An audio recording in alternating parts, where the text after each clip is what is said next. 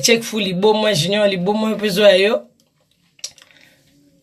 bicho gang babi roi yo pezo ayo roi peso ba mbote sikoza voilà quoi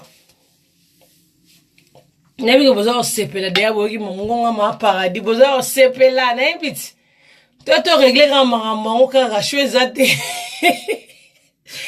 to régler ba disciple ba leli trop ma paradis mukili ne baby na se oui mukili na baby na se nando bona mamno se lega na mukili na ngata paradis mais na paradis jamais to rosa ma mususu se lega na mukili se to ko tsa na paradis wala mabe wala baby si ba angelo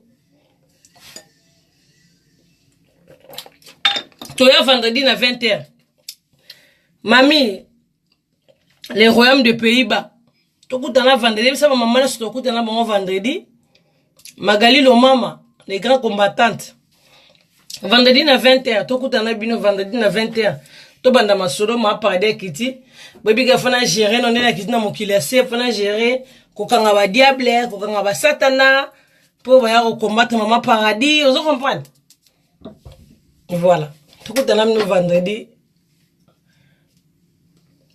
et on tout ça le anonyme façade de mon anaté pour toi gérer ba dossier na paradis ba disciple avec na dossier déjà donc chaud ene li mundu ka motema ke veka muzona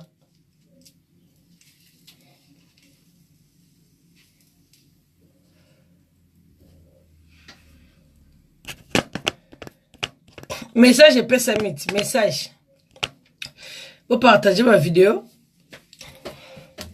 Tout le temps, vendredi, on va tiki bino vraiment dans un samedi.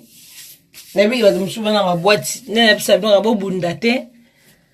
On mène ma sang la modération. Son mon ici que coquille limite au kati. Les royaumes de Pays-Bas. Les royaumes de Pays-Bas babi mamingi. Et soir bangote. Faut y ça on va préparer des bases à ma casse. Mais mi na lo bela non vieux nani. Vieux César Ngadi, sorry César Ngadi, Kleboa. Vieux. Vieux nga Kleboa. Wana ekela muma paradis o Chantal Bolange soki ko Congo. Vieux keba poso na kuteno na nzela vieux lo liboso na roboto la kani no moni nzeto no simba. Vieux luga ba problème ba vraiment zo luga aussi samote. Pour rien à rendre azali ma paradis kitina mokili na moni surtout vieux mora mukolo Kleboa. Taka vi mo Kleboa yusko zo kitana mukili ukitina mukili ma paradis na seso uchi la monde nini ulingo baby sa vie keba na paradis ba monio dossier si disciple pesi chacha dogolo apesa ki derrière dossier vie keba na ibisa yo vie pona roboto lo moni nzeta no simba vie nzeta ko longa loboko siko vie okiba mbango pe zo autoriser ba finga bana batu vie mabe vie na roboto lo nzete wana vie moni nzete wana simba onga Kleboa onga César Ngadi vie keba nzete ko longwa vie zo déconner vie sala mabioko sala âge vie nkolo na robe ngo papi mais tema na ma paradis fona bien Kleboa keba na roboto lo kani wana simba na loboko natala mbangu yo kima pour zo autoriser ba n'importe quoi vie sala âge Rena rando azalara moro Meta chigi mabanga l'État.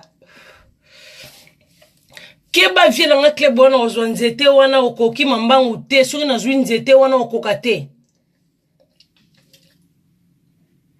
Poso koti sa ba infiltre. Ozo kota moto na kati ya site. Ozo kota doblo mo vie ozanga concert opesa. Vie keba ma paradis ba dossier belé. Moni nzete la mkono okuta na yo Kleboa na roboto no nzete no simba.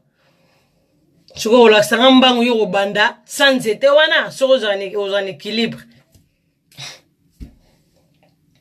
pour yo septe ba finga bana bato handicapé vie ba finga bana bato handicapé mais yo moko vie va de libela ma bevie eza péché na bible na paradis ba boy dossier na paradis ba bité vie moko mukolo ye fa pesa conseil vie moko mukolo ye fa boya bêtise mais vie yo septe bêtise to kutana bino vendredi nga kati video matake ma paradis wala message zaki pour na Kleboa keba na paradis si ba telemeli yo na ebisa yo vie kani wane ko longwa Posé à basaper, te po basaper balatela ngona ndenga lati sapi na simbi kanine na ndenga sapi la msu kanine ya yamba moto kanine na msu ya rei blanche kino na fi fraîcheur keba vie kanine na marketé des équilibre na yo vie keba minga olobeza tenga kati video to kutana no vendredi na 20h ba roboto lokani wana vie na kleboa César Ngadi orozanga moya rotamole rozonga na ndako na yo donc vie nde fe rigolo loba tala sima zonga moto dada ngwabana